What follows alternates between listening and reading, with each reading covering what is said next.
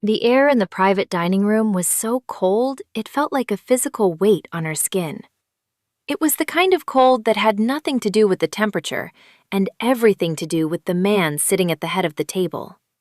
Kwon Jae-hwan, a name spoken in whispers across the city, a phantom of immense power and archaic cruelty. He looked at her not as a person, but as a stain on his priceless antique rug. Beside him, Han Yuda, the woman the world believed was his son's intended, watched with the placid curiosity of a cat observing a mouse before the final, playful snap of its neck. "You believe you are special," Kwon Jae-hwan said, his voice a low rasp of gravel and smoke. It was not a question. "You think because my son has indulged a foolish whim that you have a place here, a voice." Elada's hands were clenched into fists at her sides, nails digging into her palms. Her heart was a frantic drum against her ribs, a wild bird beating its wings against a cage. But her voice, when it came, was steady. It was the only thing she had left that was truly hers. "I don't think I have a voice," she said, meeting his dead-eyed stare. "I know I do, and I know your son listens to it." Yuda let out a delicate, tinkling laugh that was sharper than broken glass. "How charming! The little waitress thinks she's a queen. Chinu buys you pretty things, and you mistake it for love. He is a Kwon. He takes what he wants. He will tire of you as he tires of all his toys." The words were meant to gut her, to leave her bleeding on the floor of this opulent prison. And they did hurt. But beneath the pain was a bedrock of certainty, a truth forged in stolen moments and whispered confessions in the dark. "Maybe," Alara conceded, her gaze unwavering from the old man. "But before he does, he's going to listen to me, and I'm going to tell him that what you're doing, what this family is built on, is a sickness, and he's the only one with the cure." A muscle jumped in Kwon Jae-hwan's jaw. The silence that followed was absolute, a vacuum that sucked all the warmth from the room. He had crushed men for less. He had ended dynasties for a fraction of this insolence. And this girl, this nobody waitress with nothing to her name but a spine of steel, had just declared war. 6 months earlier, Alara Vance's world had been defined by the ache in her feet and the smell of burnt sugar. She worked double shifts at Evam, a restaurant so exclusive its patrons treated money like oxygen, abundant, necessary, and utterly unthought of. Her life was a careful ledger of tips against rent, of instant noodles against the tuition for the one night class she took a semester. Her dream of opening a small bakery, a place filled with the warm scent of yeast and cardamom, felt as distant as the constellations she sometimes glimpsed through the city's light-polluted haze. She was good at her job. She was efficient, observant, and invisible. 3 qualities prized in the service of the ultra-wealthy. She learned to interpret the subtle tightening of a jaw as a request for more water, the slight tap of a finger as the desire for the check. She moved through the gilded dining room like a ghost, her presence felt only in its seamless perfection. That night, the ghost made a mistake. She became solid. The Kwon party had been seated in the restaurant's most coveted alcove, 10 of them, radiating a silent, formidable power that made the other diners unconsciously lower their voices. At the center of the orbit were 2 men, the elder, Kwon Jae-hwan, whose face was a mask of bored authority, and the younger, Kwon Jin-woo, who sat in a state of unnerving stillness. He was devastatingly handsome, dressed in a suit so perfectly tailored it seemed less like clothing and more like a second skin. But it was his eyes that held the room captive. They were dark, empty pools that absorbed all the light and gave nothing back. Beside him sat Han Yuda, a woman carved from ice and diamonds, her beauty as sharp and unforgiving as her reputation. The incident began over a spilled drop of wine. A new waiter, a nervous boy named Leo, whose hands trembled every time he approached the table, had accidentally let a single crimson bead splash onto the white tablecloth near Yuda's sleeve. It was a minor infraction, easily covered with a fresh napkin. Yuda reacted as if he had thrown the entire bottle in her face. "Clumsy imbecile," she hissed, her voice low but carrying in the suddenly silent alcove. "Do you have any idea what this dress costs? It is more than your entire pathetic life is worth." Leo turned white, then a blotchy red. He stammered apologies, bowing so low his forehead nearly touched the table. "Please," he whispered, his voice cracking. "Forgive me. I am so sorry." "Sorry doesn't remove the stain," she said, her lip curled in disgust. She looked at Kwon Jae-hwan. "Father, he should be fired. Immediately." Elada, who was clearing a nearby table, felt a hot wire of anger snap inside her. She had seen this casual cruelty 1,000 times, the entitled arrogance of those who never had to worry about a late rent payment or a sick parent. She usually swallowed her fury, letting it curdle into a familiar, bitter knot in her stomach. But seeing Leo's utter humiliation, the way he seemed to shrink into himself until he was nothing, broke something in her. Before she even knew what she was doing, she was moving. She placed a fresh, folded napkin over the tiny spot of wine and set a small vase of flowers on top of it, completely obscuring the stain. She did it with a quiet, fluid grace that drew every eye. She then turned to Leo, placing a gentle hand on his arm. "Leo, table 7 needs their check. I'll take care of this." Her voice was soft but firm. Leo looked at her, his eyes wide with a mixture of terror and gratitude, and scurried away. Ilara then faced Han Yuda. She didn't smile. She didn't grovel. She simply met the woman's furious gaze. "My apologies for the disturbance. Is there anything else I can get for you? Perhaps a cloth for your dress, though I don't see any stain on it." The polite words were a direct challenge. The implication was clear. You are making a scene over nothing. Yuda's perfectly sculpted face hardened. "And who are you?" "My name is Ilada. I'm your waitress this evening." It was in that moment that Kwon Jin-woo moved. He had been a statue until then, a passive observer in his own life. But his head lifted slowly, and his dark, empty eyes focused on Ilada. For him, the world didn't just stop, it shattered. The polite murmurs of the restaurant, the clinking of silver, the glacial presence of his father, it all dissolved into a low, meaningless hum.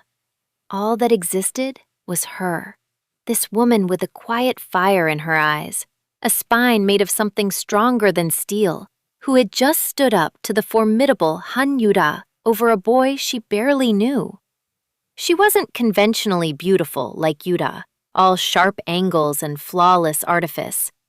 Her beauty was something else entirely. It was in the determined set of her jaw, the unapologetic way she held her ground, the raw, unvarnished humanity that radiated from her like warmth from a hearth. He felt a jolt, a violent, visceral connection that was terrifying in its intensity. It was like he had been colorblind his entire life and had just seen red for the first time. He had been surrounded by power, by wealth, by beauty, and it had all meant nothing. He was a king in a kingdom of ghosts, his soul shrouded in a perpetual gray twilight, and she was the sunrise. His father was speaking, his voice sharp with annoyance, but Chinu didn't hear the words. He saw only Ilara, who stood her ground, her expression calm but unyielding. She hadn't done it for attention. She had done it because it was right. In his world, no one did anything simply because it was right. Every action was a calculation, every word a move in a game of power. She was an anomaly, a miracle. "Enough," Chinu said. The word was quiet, but it cut through the tension like a blade. Every head turned to him. He never spoke during these family dinners. He merely endured them. He looked at Yuda, his gaze cold. "The boy made a mistake. The waitress fixed it. The matter is closed." He then looked back at Ilara, and for the first time in what felt like a lifetime, Kwon Ji-nu felt something other than the crushing weight of his own existence. He felt interest. A deep, consuming, and profoundly dangerous interest. He knew in that frozen, silent moment that he had to have her. Not like he had other women as temporary distractions. He had to know her. He had to understand the source of the light she carried within her. And he wanted, with a desperation that shook him to his core, to feel some of that light shine on him. The pursuit began the next day. It was not subtle. A bouquet of peonies so large it required 2 people to carry it arrived at the restaurant, addressed to Ilara. She promptly sent it to the nearest nursing home. He tried to be clever, thinking she was a woman who valued substance over flash. He sent a collection of first-edition poetry books to her apartment, having had his second-in-command, Min-jun, find her address. She found Min-jun waiting in a black car outside her building the next evening. She walked up to the tinted window and knocked. Min-jun, a man whose stoic expression could curdle milk, looked momentarily startled as he lowered the window. Ilara held the heavy box of books. "This is creepy," she stated, her voice flat. "This is a level of stalking that is probably illegal. Take them back." "Mr. Kwan thought you would appreciate them," Min-jun said, his voice a low monotone. "Does Mr. Kwan also appreciate restraining orders? Because that's the next gift he's getting from me," she retorted, shoving the box through the window onto the empty passenger seat. "Tell your boss to leave me alone." She walked away without a backward glance, leaving Min-jun holding a priceless collection of literature and a newfound respect for the waitress. Jin-woo was not deterred. He was fascinated. No one had ever spoken to him like that. No one had ever refused him anything. Rejection was a foreign language, and he found himself desperate to become fluent. He changed tactics. He started coming to the restaurant every night, sitting alone at a small table in her section. He didn't demand anything. He just watched her. It unnerved her more than the extravagant gifts. His silent, intense gaze followed her as she moved through the dining room. It felt like a physical touch, a brand on her skin. She tried to ignore him, treating him with the same detached professionalism she gave everyone else. But it was impossible. His presence filled the room, a vortex of quiet power that pulled everything toward him. Her roommate and best friend, Simone, was less unnerved and more intrigued. "Girl, are you crazy?" she'd said one night as Ilara recounted the latest incident. "A devastatingly handsome, ridiculously rich mystery man is obsessed with you, and you're telling him to get lost? Most women would be planning the wedding. Most women aren't being stalked by someone who looks like he murders people for a hobby," Ilara had muttered, chopping vegetables for their meager dinner with unnecessary force. "There's something broken about him, Simone. Something cold. When he looks at me, I don't feel flattered. I feel like a puzzle he wants to take apart." The standoff continued for 2 weeks. Every night he was there, silent, watching. On the 15th night, she broke. After her shift, as she was wiping down her last table, she saw he was still there, the only patron left in the vast, empty room. She walked over to his table, throwing her cleaning rag onto its polished surface with a sigh of pure exasperation. "Okay, what do you want?" Jinwoo looked up at her, and in the dim, intimate lighting of the after-hours restaurant, she saw something in his eyes for the first time. Not emptiness, not coldness, but a profound, aching loneliness that mirrored a hidden corner of her own heart. "I want to talk to you," he said, his voice surprisingly soft. "We're talking now. You're scaring away the other customers. And my manager, he's terrified of you."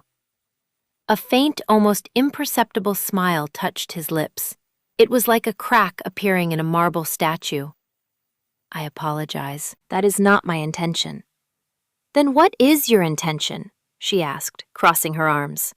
"Because from where I'm standing, it looks a lot like a rich guy getting his kicks by harassing the help." The smile vanished. The loneliness returned, deeper this time. "My intention," he said slowly, choosing his words with care, is to understand how someone can be so brave over nothing. Defending a scared kid from a bully isn't nothing, she shot back. In my world it is, he said. The words were simple, but they landed with the weight of a tombstone. In my world, kindness is a liability, and courage is a mistake. Ilara stared at him, her anger deflating, replaced by a reluctant curiosity. She saw past the perfect suit and the intimidating stillness. She saw a man in a cage, a very beautiful, very expensive cage, but a cage nonetheless. She thought she was trapped by her circumstances, by her lack of money. But his prison seemed infinitely more complex. She pulled out the chair opposite him and sank into it, the exhaustion of her long day finally hitting her. What kind of world do you live in, Mr. Kwan? One I did not choose, he answered, his gaze holding hers. And my name is Jinwoo. That was the beginning. Their conversations became a nightly ritual in the empty restaurant. He would wait until the last customer left, and she would sit with him, her tired feet propped up on an adjacent chair, and they would talk. He never spoke about his work or his family. Instead, he asked about her. He asked about her dreams of a bakery, about the books she was reading for her literature class, about the funny way her nose crinkled when she laughed at one of his dry, self-deprecating observations. He listened. No one had ever really listened to her like that before. He absorbed her words, her hopes, her frustrations, as if they were the most important secrets in the world. He made her feel seen, not as a waitress, not as a struggling student, but as Ilara. She, in turn, began to see the man behind the myth. She saw the flicker of vulnerability in his eyes when he admitted he'd never been to a public park. She heard the wistful note in his voice when she described the simple joy of baking bread from scratch. He was a man starved of normal human experience, a prince who secretly yearned for the life of a pauper. One night, he found out through Minjun about the mountain of debt her family was in due to her mother's medical bills. The next day, the hospital called her mother to inform her that an anonymous benefactor had paid off the entire balance. Ilara knew immediately who it was. She was waiting for him that night, vibrating with fury. "How dare you?" she demanded before he could even sit down. "How dare you go behind my back and interfere in my family's life? Do you think I'm a charity case? Some project for you to fix with your blood money?" The words blood money hung in the air between them, sharp and ugly. Jinwoo flinched as if she had physically struck him. The wounded look on his face was so genuine, so stark, that her anger faltered. "It is not blood money," he said, his voice low and tight. "And I did not do it to fix you. You are not broken. I did it because the thought of you carrying that weight, it was unacceptable to me." "It wasn't your weight to carry." "Then let me help you," he pleaded. And for the first time, she heard desperation in his voice. He stood up and took a step closer, his presence overwhelming. "Let me give you something. You have given me clarity, peace. Let me give you security. Let me take care of you." "I don't need a man to take care of me," she said, her voice trembling slightly. "I need a partner, an equal, and you and we're not equals. We live on different planets." "Then let me visit yours," he whispered, his hand coming up to gently cup her cheek. His touch was electric, sending a shockwave through her entire body. His thumb brushed against her skin, a gesture of such unexpected tenderness it stole the breath from her lungs. "Or let me burn mine to the ground and build a new one with you." His eyes searched hers, filled with a raw, terrifying sincerity. This wasn't a game. It wasn't a rich man's whim. This was real. The depth of his feeling for her was a powerful, dangerous current, and she was being pulled under. And in that moment, she realized with a sickening lurch of her heart that she was already drowning. She was falling in love with Kwon Jin-woo. Against all reason, against every self-preservation instinct she possessed, she was falling for the man in the beautiful cage. She didn't pull away from his touch. Instead, she leaned into it, a silent surrender. Their relationship became a thing of secret, stolen moments. He would have Minjin drive him to her neighborhood in a nondescript car, and they would walk through the park late at night, a place he'd only ever seen from the tinted windows of his armored sedan. He marveled at the simple things, the taste of a hot dog from a street vendor, the sound of children laughing on a distant playground, the feeling of her hand in his. With her, he wasn't the heir to the Kwon Syndicate. He was just Jin-woo, and he was happy, truly, terrifyingly happy. Ilara, for her part, found her defenses melting away. He was surprisingly gentle, fiercely protective, and possessed a quiet, dry wit that made her laugh. He would listen for hours as she talked about flavor profiles and the chemistry of baking, his intense focus making her feel like the most brilliant person on earth. He made her feel safe. It was a dangerous illusion, she knew, but she allowed herself to believe in it. She allowed herself to love him. The illusion, however, was destined to break. His world began to bleed into hers. The first sign was the black car that was always parked a block from her apartment, the silent, watchful presence of his bodyguards. Then came the phone calls he would take, his voice dropping to a low, cold command, his entire demeanor shifting back into the formidable kingpin she had first seen. He would hang up and look at her, the mask still in place for a moment before it softened. But she had seen it. She had seen the other man, the one who lived on a different planet. The real collision came in the form of Han Yuda. She appeared at Ilara's apartment one afternoon unannounced. She swept into the small, cramped living room like a queen visiting the slums, her expression a mixture of contempt and morbid curiosity. "So this is where you live," Yuda said, her eyes cataloging every worn piece of furniture, every scuff on the floorboards. "It's even more pathetic than I imagined." "What do you want?" Ilara asked, her heart pounding. Simone was at work. She was alone. "I want you to understand your position," Yuda said, turning her cold gaze on Ilara. "You are a distraction, a novelty. Jin-woo is destined to marry me. It is an arrangement that has been in place since we were children. It is about consolidating power, merging two great families. It is not about love. It is about duty. You are a threat to that duty."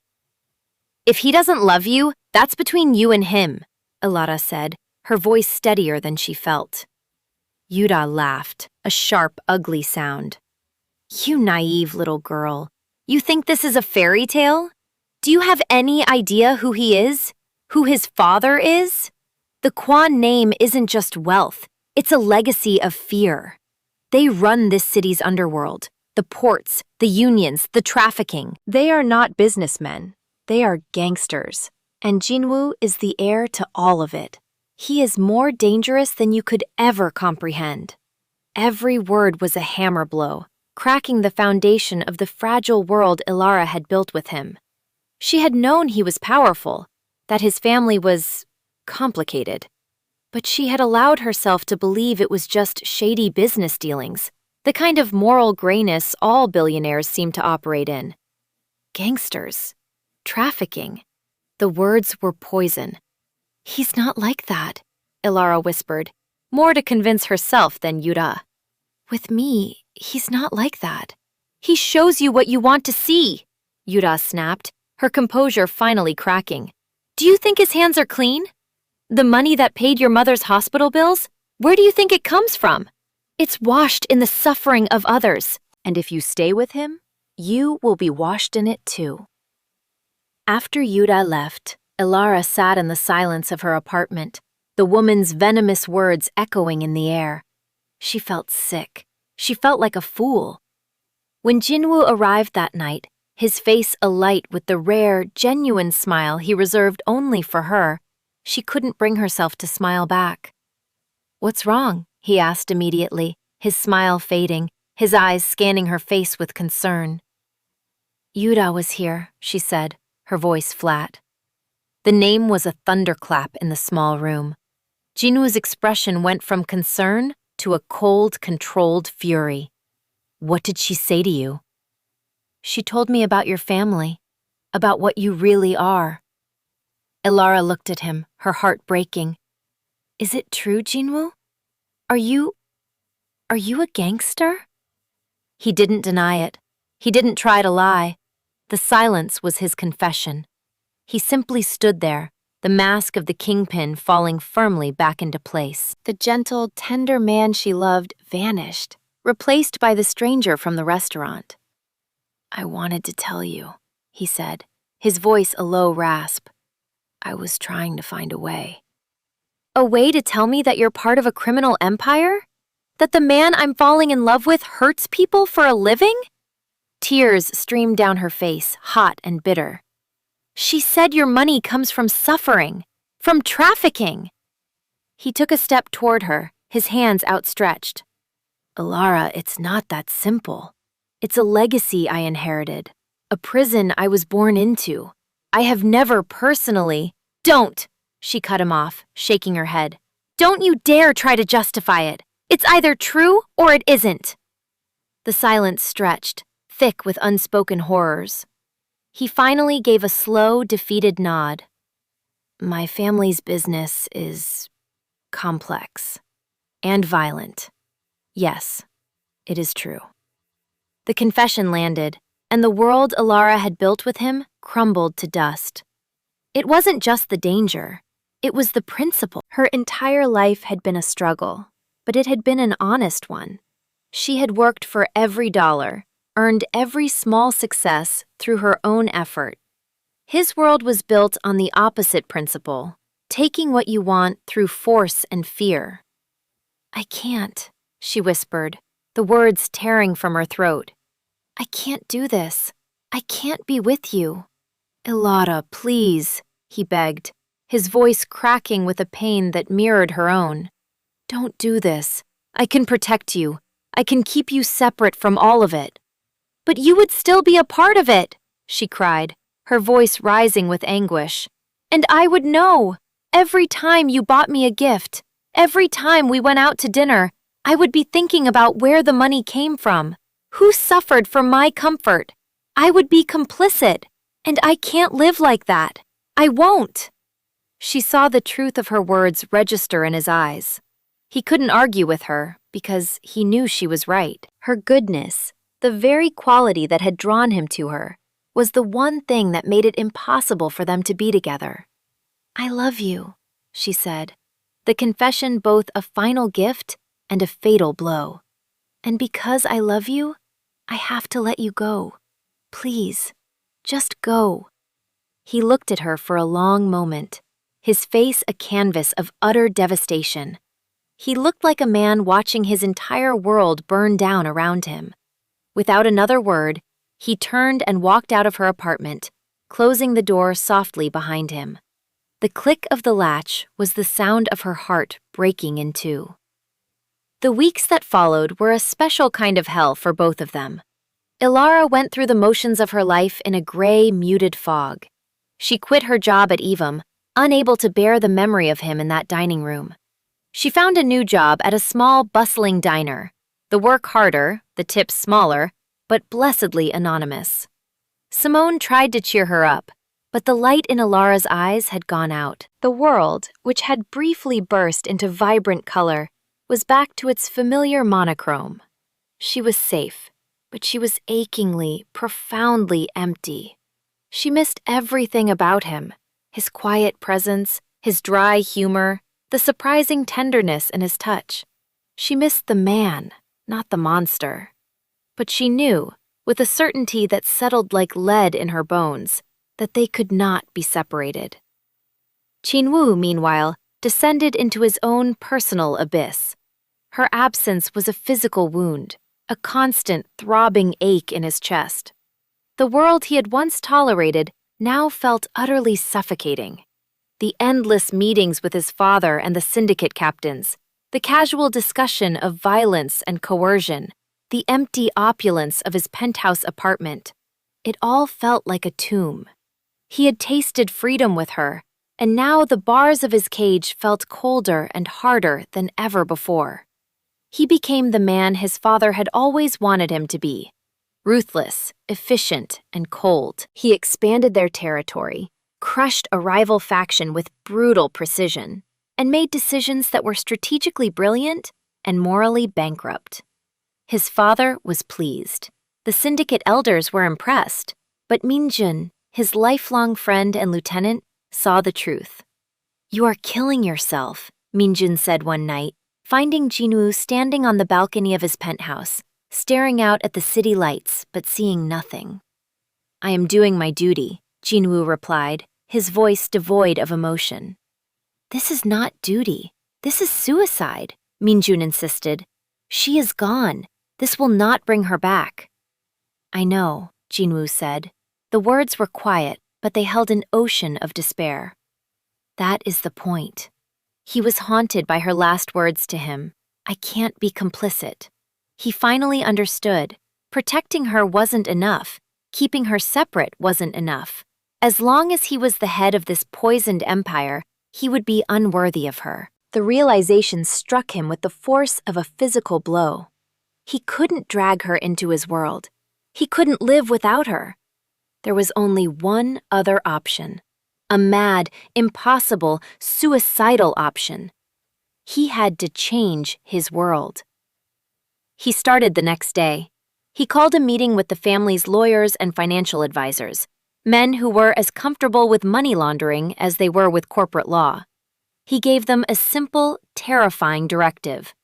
They were to begin the process of liquidating all illegal assets and reinvesting the capital into legitimate enterprises.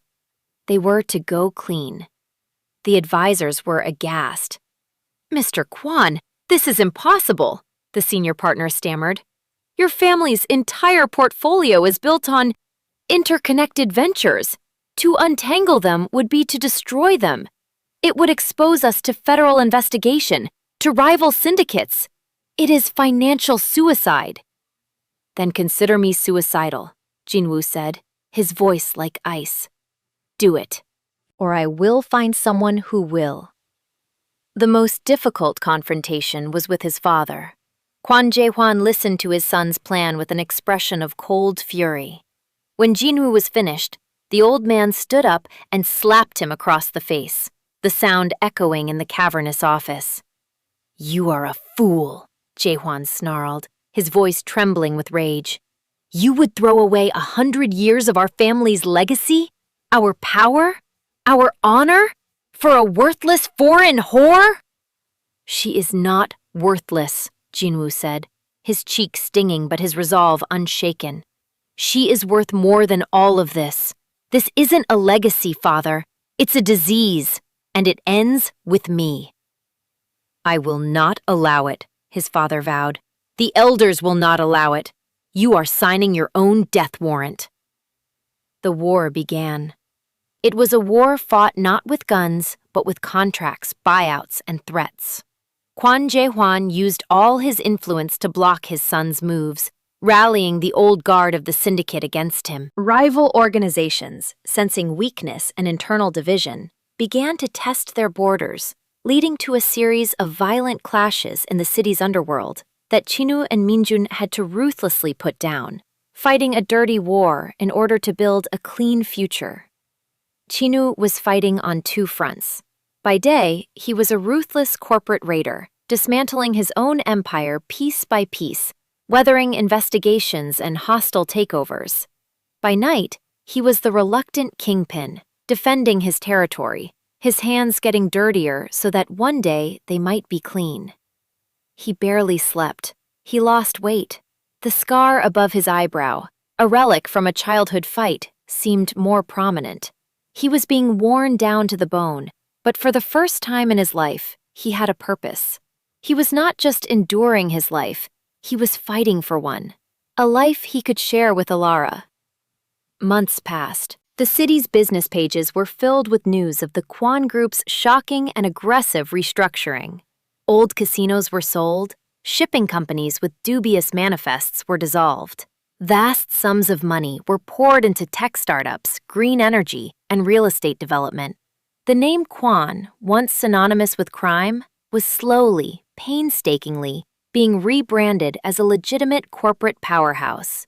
Alara read the articles on her phone during her break at the diner, her heart a tangled mess of hope and fear. She knew this was for her. This seismic shift, this impossible undertaking, it was his grand gesture, his penance. He was burning his world down, just as he had promised. The thought terrified her and thrilled her in equal measure. She worried for his safety, for the danger he was putting himself in, and she hoped, with a desperate, fervent hope that she had tried so hard to extinguish, that he would succeed. One rainy Tuesday evening, 6 months after she had last seen him, he walked into the diner. He looked different. Thinner, yes, and with a weariness around his eyes that hadn't been there before. But there was a new lightness to him as well. The crushing weight of his legacy was gone, replaced by the quiet confidence of a man who had fought a war and won. He wasn't wearing one of his immaculate $1,000 suits. He was in a simple gray sweater and dark jeans, looking almost normal. The few patrons in the diner didn't notice him, but for Alara, it was as if a spotlight had hit him. The plate she was holding slipped from her fingers and crashed to the floor, shattering the quiet room. Everyone turned to look. He walked toward her, his eyes never leaving hers. He stopped a few feet away, a safe distance. "I'm not finished," he said, his voice soft but clear over the diner's buzzing fluorescent lights.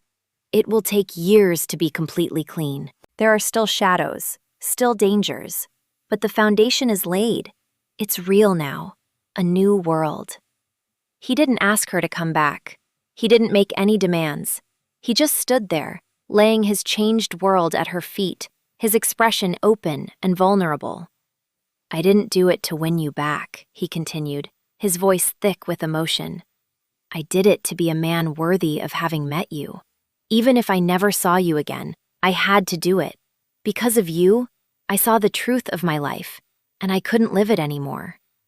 Tears were streaming down Alara's face, but for the first time in months, they weren't tears of sorrow. They were tears of relief, of overwhelming love, of hope reborn. She closed the distance between them in 3 short steps. She threw her arms around his neck and pressed her lips to his.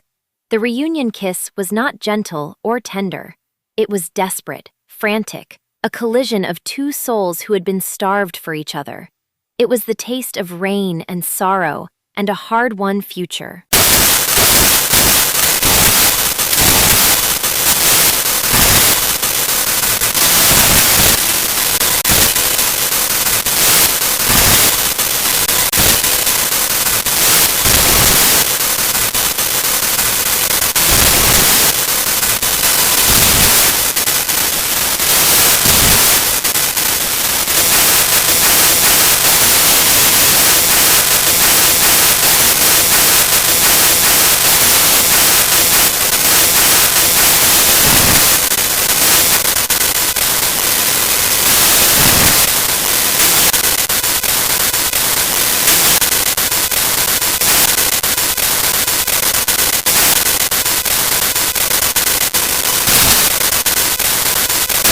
He came up behind her, wrapping his arms around her waist and resting his chin on her shoulder, inhaling the warm, sweet scent of her and the bread.